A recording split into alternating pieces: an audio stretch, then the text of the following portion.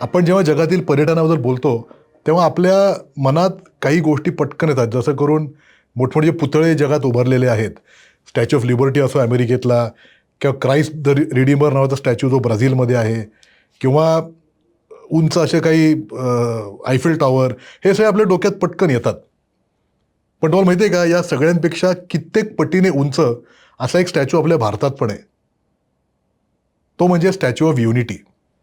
Statue of लिबर्टीच्या तब्बल दुप्पट हाईटचा असलेला हा स्टॅच्यू ऑफ युनिटी हा सरदार वल्लभभाई पटेल यांचा स्टॅच्यू आहे.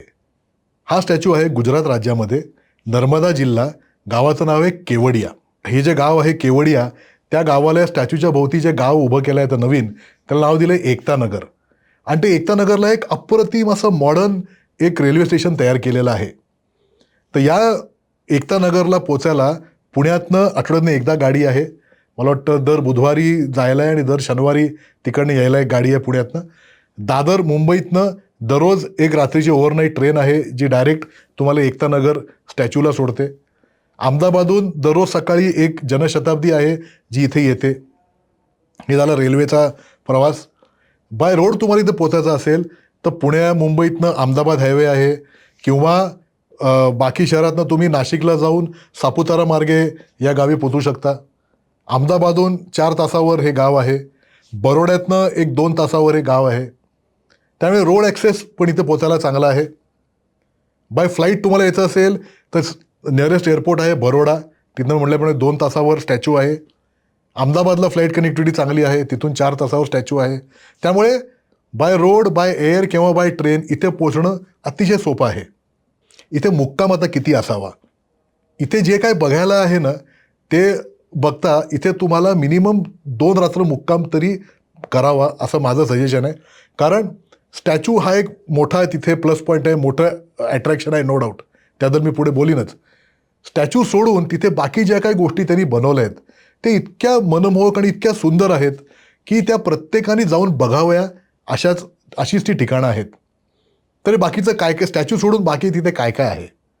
एक म्हणजे त्यांनी तिथे एक जंगल ट्रेल बनवली आहे, तिथे आपल्याला जंगल सफारी करता येते. तिथे त्यांनी एक डायनोसॉर ट्रेल बनवलं आहे, तिथे डायनोसॉरच्या प्रतिकृती बनवून तुम्हाला डायनोसॉरची हिस्ट्री तिथे कळते. तिथे त्यांनी एक मियावाकी फॉरेस्टचं एक मॉडेल बनवलं आहे. हे मियावाकी म्हणजे एक जॅपनीज स्टाईल आहे, जेणेकरून आपण इंडिजिनस स्पीशीज वापरून कमी वर्षांमध्ये एक छान डेन्स असं फॉरेस्ट तयार करू शकतो. हे मियावाकी नावाच्या जॅपनीज माणसांनी सुरू केलेली पद्धत आहे. तर ती थीम वापरून त्याने एक छोटं मियावाकी फॉरेस्ट तिथे केलेलं आहे. तिथे एक मेज गार्डन नावाचा एक प्रकार आहे. तिथे एक ग्लो गार्डन आहे, जिथे रात्री लाईट्सचे हे करून ग्लो करून वेगवेगळे आकार करून त्याला अप्रतिम असं गार्डन बनवलेलं आहे. तिथे एक कॅक्टस आणि बटरफ्लाय गार्डन आहे. तिथे तुम्हाला रिव्हर क्रूज करता येते नर्मदा नदीमध्ये. छान अप्रतिम रिव्हर क्रूज आहे, डे टाईम क्रूज पण आहे, रात्रीच्या वेळेला डिनर क्रूज तिथे करता येते तुम्हाला. तिथून जवळच एक साधारण अर्ध्या तासाच्या अंतरावर एक प्राचीन मंदिर आहे, ज्याचं नाव आहे गरुडेश्वर. दत्ताचं स्थान आहे. तिथे टेंबे स्वामींचं तिथे वास्तव होतं. ते फार पवित्र मंदिर आहे. तिथून एक अर्ध्या पाऊण तासावर तुम्ही ते बघू शकता. नर्मदा परिक्रमामध्ये या गरुडेश्वर मंदिराला खूप महत्त्वाचं स्थान आहे. नर्मदा आहे तर तिथे नर्मदेची आरती असते संध्याकाळच्या वेळेला, साधारण 7:30 पावणे 8च्या सुमाराला. जसं वाराणसीमध्ये गंगा आरती करतात त्याच प्रकारे तिथे घाट बनवलेत, लोकांना बसायची सोय आहे छान तिथे, आणि आपण एक छान प्रकारे ती संध्याकाळची नर्मदा आरती तिथे बघू शकतो. तर हे झाले सगळ्या गोष्टी ज्या स्टॅच्यू सोडून तिथे बाकी काय काय बघायला आहे. हे सगळं बघायला 1 दिवस कमीत कमी लागतोच तुम्हाला. आता आपण येऊ स्टॅच्यूकडे. तर स्टॅच्यू बघण्याकरता त्यांचे सकाळी साधारण 8-8:30 रात्री 7:30-8पर्यंत वेळ आहेत, ज्यात तुम्ही स्टॅच्यू बघू शकता. डे टाईममध्ये स्टॅच्यू वेगळा दिसतो, संध्याकाळच्या वेळेला वेगळा दिसतो.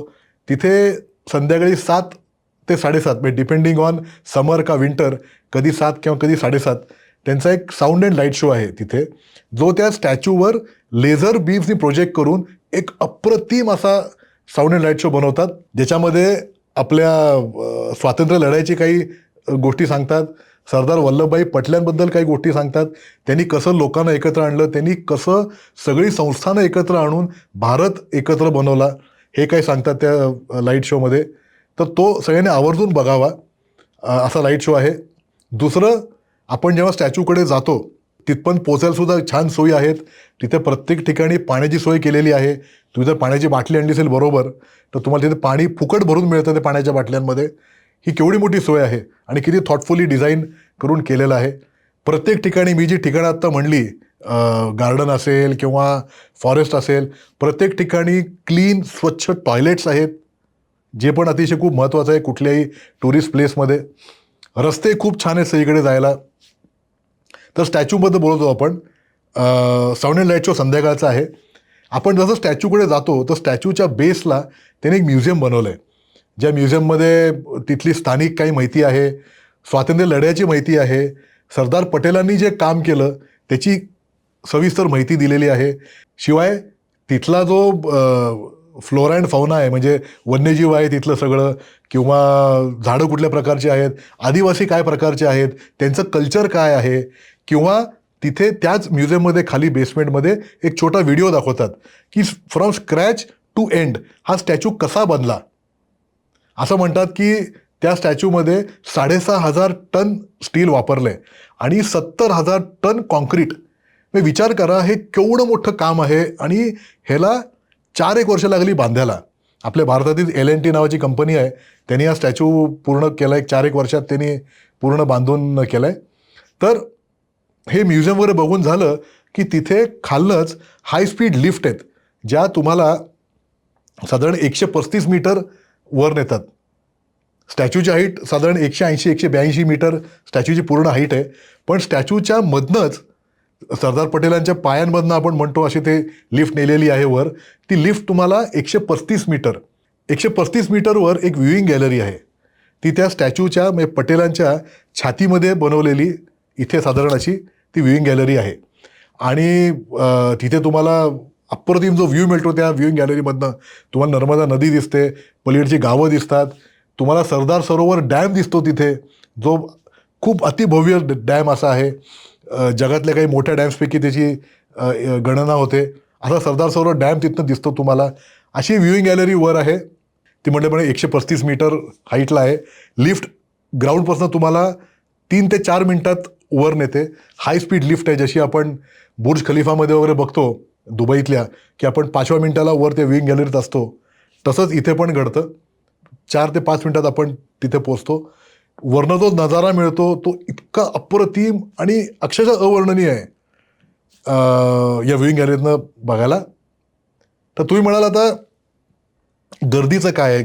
गर्दी आपल्याकडे प्रत्येक ठिकाणी भारतात प्रत्येक टुरिस्ट स्पॉटला गर्दी असते, धक्काबुक्की होते, नीट बघायला मिळत नाही. तर इथे क्राऊड मॅनेजमेंट त्यांनी खूप छान प्रकारे मॅनेज केलं आहे. त्यामुळे नीट लाईन लावून लोक आज जातात. ते प्रत्येक त्यांची माणसं आहे प्रत्येक ठिकाणी. तर खूप क्राऊड व्हायला लागला तर ते लोक स्प्लिट करतात. 4-5 लिफ्ट आहे जे तुम्हाला वर आणतात. त्या वर यायला वेळ लागत नाही. आपलं बघून झालं व्ह्यूइंग गॅलरीत, नक्की खाली यायला वेळ लागत नाही. त्या टोटल अनुभव जो आहे स्टॅच्यू बघायचा तो खूप सुसह्य आणि छान आहे. तर मी पहिले म्हणल्याप्रमाणे तुम्हाला 1-2 दिवसाची टूर करायची आहे, एक वीकेंड टूर पाहिजे, किंवा 3 दिवस तुम्हाला कुठेतरी छान काहीतरी वेगळं बघायला जायचं आहे, तर तुम्ही ह्या स्टॅच्यूला नक्की व्हिजिट करा. आणि मी म्हणतो तसं डे 1 मी तुम्हाला एक छोटी आयटनरी सांगतो जी कशी करता येईल तुम्हाला. डे 1 तुम्ही हे बाकी सगळ्या गोष्टी बघा. मी म्हटल्याप्रमाणे गार्डन असेल, किंवा ती नर्मदा नदीवरची क्रूज असेल, ज्याला एकता क्रूज हे नाव आहे, किंवा जंगल सफारी असेल, किंवा डायनोसॉर ट्रेल असेल तिथे, किंवा ते मियावाकी फॉरेस्ट आहेत, हे तुम्ही डे टाईममध्ये बघा. संध्याकाळच्या वेळेला तुम्ही स्टॅच्यूचं बुकिंग करा. शक्यतो आम्ही लोकांना सांगतो की 4 ते 6 हा जो स्लॉट आहे त्या स्लॉटमध्ये बुकिंग करा. जेणेकरून काय होईल, तुम्ही आज जाऊन स्टॅच्यूचं खालचं म्युझियम बघायला 1 तास लागतो, वर व्ह्यूइंग गॅलरी बघून यायला साधारण अजून 1 तास जाईल तुमचा. हे सगळं बघून झालं तिथेच तुम्हाला नंतर संध्याकाळी 7चा साऊंड अँड लाईट शो आहे तो तुम्हाला बघता येतो. म्हणजे एकाच ठिकाणी तुम्ही 3-4 तास घालवून तुम्ही ते सगळं बघू शकता. ते झालं की तुम्ही लगेच शेजारी त्याच्या ग्लो गार्डन आहे, ते ग्लो गार्डन पण तुम्ही करू शकता. म्हणजे साधारण 4-4.5 तासाच्या स्लॉटमध्ये तुम्ही स्टॅच्यू, व्ह्यूइंग गॅलरी, खालचं म्युझियम, तिथला लेझर शो म्हणजे साऊंड अँड लाईट शो आणि ग्लो गार्डन हे सगळं तुम्ही छानपणे अतिशय गडबड न करता बघू शकता. दुसरं महत्त्वाचं मी म्हणल्याप्रमाणे इथे प्रत्येक स्पॉटला, मग ते गार्डन असेल, फॉरेस्ट असेल, डायनोसॉर ट्रेल असेल, स्टॅच्यू असेल, प्रत्येक ठिकाणी पाण्याची सोय आहे, प्रत्येक ठिकाणी स्वच्छ आणि व्यवस्थित टॉयलेट्स आहेत. बरं, या प्रत्येक ठिकाणांच्या जवळपास रेस्टॉरंट्स आहेत, जे तुम्हाला वेगवेगळ्या कुठल्याही प्रकारचं फूड मिळतं. स्टॅच्यूच्या शेजारी तर एक मोठं फूड कोर्ट आहे, जिथे तुम्हाला पिझ्झा मिळेल, तिथे तुम्हाला स्टारबक्स आहे, तिथे तुम्हाला गुजराती जेवण मिळेल, तिथे तुम्हाला कॉन्टिनेंटल फूड मिळेल. फक्त एक महत्त्वाचं आहे, इथे सगळं व्हेज फूड आहे. स्टॅच्यूमध्ये जे काय किंवा या आसपास एकतानगरमध्ये जे काही रेस्टॉरंट्स आहेत, तिथे जनरली सगळीकडे व्हेज फूड प्रामुख्याने मिळतं. त्यामुळे नॉनव्हेज लोक सॉरी, तुमच्याकरता इथे तशी सोय मे बी होणार नाही, पण व्हेज फूड पण सगळीकडे अप्रतिम मिळू शकतं. खूप महत्त्वाचं या सगळ्या स्टॅच्यूच्या सहलीमध्ये की इथली जी तिकीटं आहेत ती सगळी ऑनलाईन त्यांच्या वेबसाईटवर अवेलेबल आहेत. त्यांचे SAUtickets.in नावाची एक वेबसाईट आहे, त्याच्यावर तुम्ही प्री बुकिंग ऑनलाईन पेमेंट करून कुठल्याही या अट्रॅक्शनचं तुम्ही बुकिंग करू शकता. स्टॅच्यूचं जे बुकिंग आहे ते तुम्हाला खूप आधी करायला लागतं, कारण त्याला गर्दी, मॅक्झिमम गर्दी या सगळ्या साईट्समध्ये स्टॅच्यूला असते. तर तुमचा प्लॅन ठरला स्टॅच्यूला जायचा की पहिलं तुम्ही स्टॅच्यूचं बुकिंग करा, जेणेकरून मग तुम्हाला अडचण येणार नाही स्टॅच्यूमध्ये एंट्री घ्यायला आणि तुमची बाकी टूर नीटपणे करायला. पण स्टॅच्यूबरोबर या बाकी साईट्सचं पण तुम्ही जर ऑनलाईन बुकिंग केलं तर सोपं होईल. तिथे गेल्यावर तुम्हाला परत कॅश काढा किंवा हे करायला लागणार नाही आणि लाईनीत थांबायला लागणार नाही. तर ऑनलाईन बुकिंग करून गेलेलं कधीही बेटर. आता इथे राहायची सोय काय आहे? स्टॅच्यूचा जो एरिया मी म्हटलं एकतानगर या सगळ्या भागाला मिळतात, तर एकतानगरमध्ये हॉटेल्स अगदी बेसिकपासनं 4 स्टारपर्यंत 4 स्टार ग्रेडपर्यंत हॉटेल्स इथे आहेत. अगदी स्टॅच्यू जवळ एक रमाडा नावाचं हॉटेल आहे, एक फॉर्च्यून नावाचं हॉटेल आहे, फन नावाचं हॉटेल आहे आणि अजून काही छोटी हॉटेल आहेत जी थोडी बजेटमध्ये आहेत.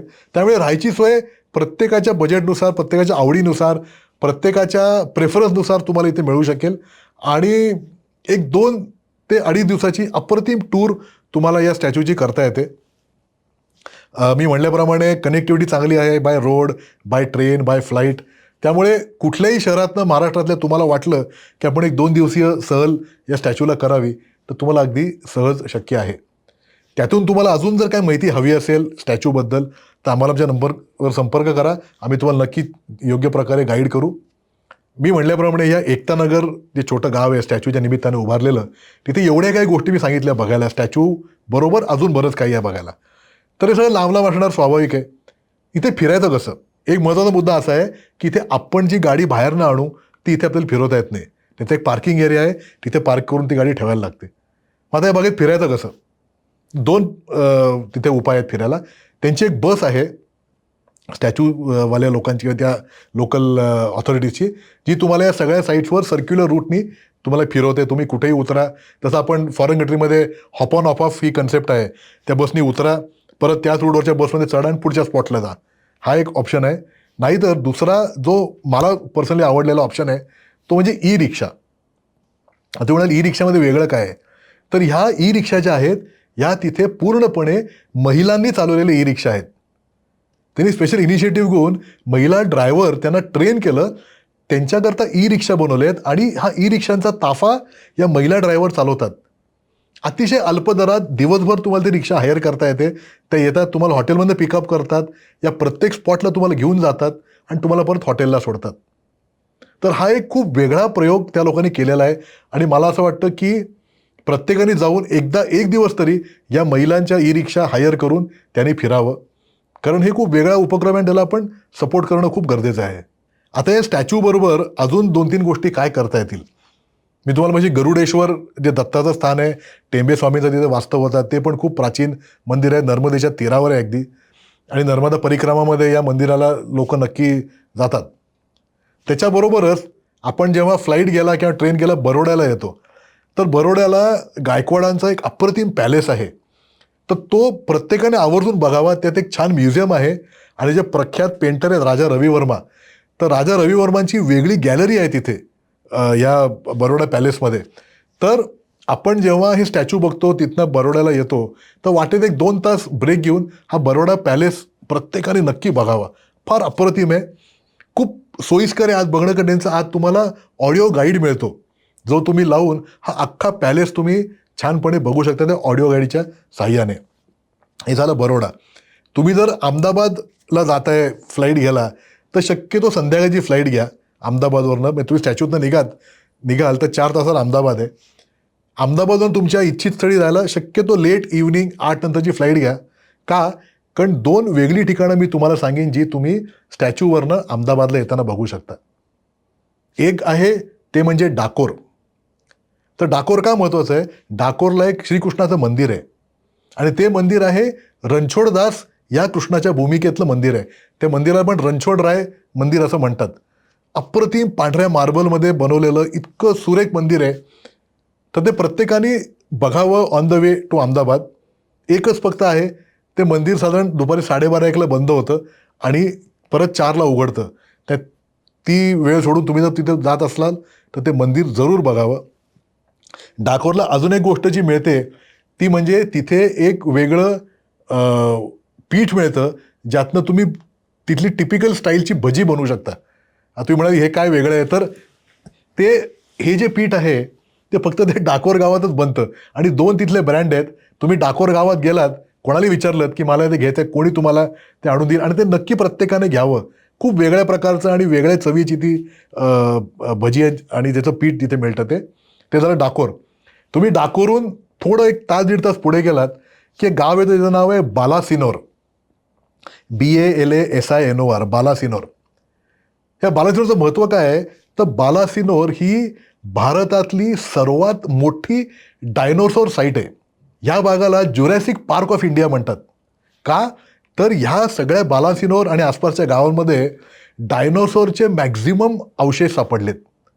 भारतात कुठे एवढे सापडले नाही जेवढे या बालासिनोर गावात सापडलेत. तर त्यांनी काय केलं आहे, त्यांनी तिथे हे सगळे अवशेष जे मिळालेत ते त्यांनी म्युझियम बनवलं आहे. तुम्ही डायनोसॉर 1 बघू शकता. त्या म्युझियममध्ये त्यांनी डायनोसॉरच्या प्रतिकृती उभारलेत. वेगवेगळे जे डायनोसॉर स्पीशीज त्या भागात मिळायचे, काही काही टिपिकल इंडियन स्पीशीज आहेत जे नर्मदेच्या खोऱ्यात तेव्हा मिळायचे त्यांना, तर त्याचे त्यांनी प्रतिकृती उभारलेत.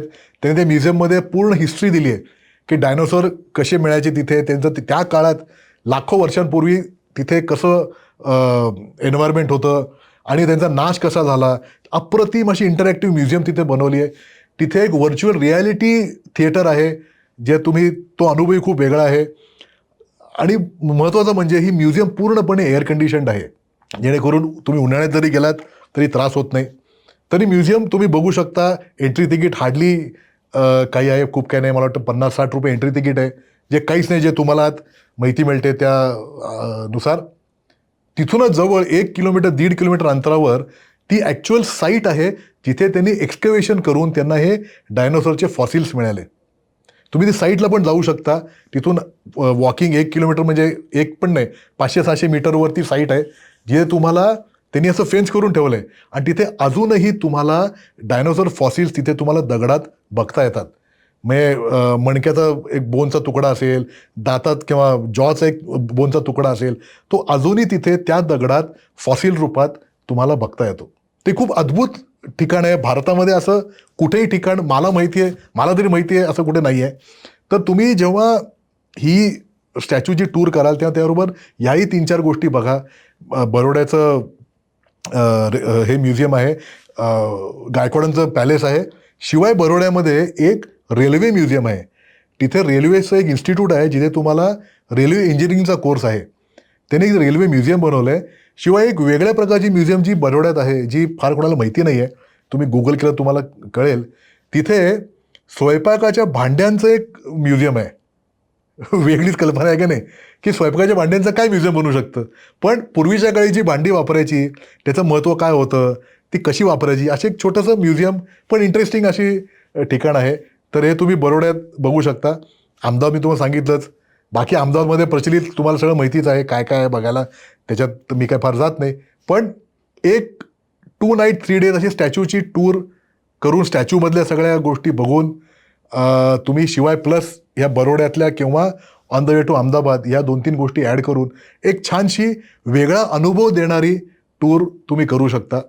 तुम्ही जाऊन आला त्या टूरवर, ही काही ठिकाणं मी जी बोललो ती बघितलीत तर आम्हाला याचा फीडबॅक नक्की द्या. आम्हाला नक्की ऐकायला आवडेल तुम्हाला कसं वाटलं हे सगळं.